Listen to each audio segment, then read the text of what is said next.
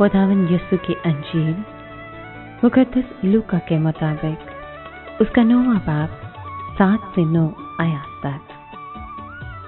उन दिनों में रईस रूबा हेरोदेस ने जो कुछ यीशु कर रहा था सुना और शक में पड़ा, इसलिए कि बाज कहते थे कि यूहन्ना मुर्दों में से जी उठा है और बाज के इलियास जाहिर हुआ है और बाज के अगलों में से कोई नबी उठा है।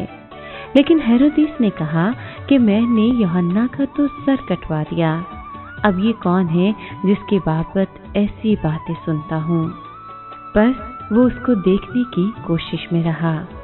पाक कलाम के पढ़े और सुने जाने पर खुदावंद की बरकत हो, खुदा का शुक्र हो।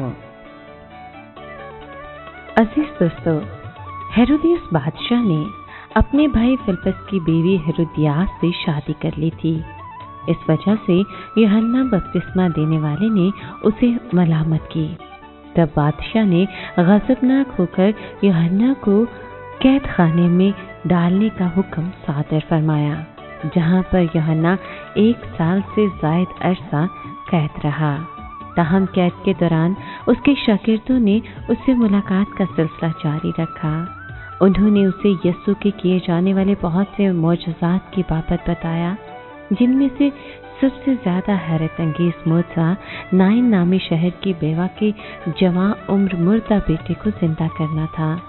उन्होंने यूहन्ना को ये भी बताया कि कैसे लोगों के हजूम यीशु के कलाम और काम से हैरान होकर उसके पीछे हो लिए थे। उधर हेरोदेस ने यूहन्ना का सर कटवा दिया। इसके बावजूद वो अब तक इस बात को जानने से कासिर था कि आखिर वो निजात दहिंदा कौन है, क्योंकि वो इस बात से परेशान था कि अब ये कौन है जिसकी बाबत ऐसी बातें सुनता हूँ। लिहाजा वो उसको देखने की कोशिश में रहा।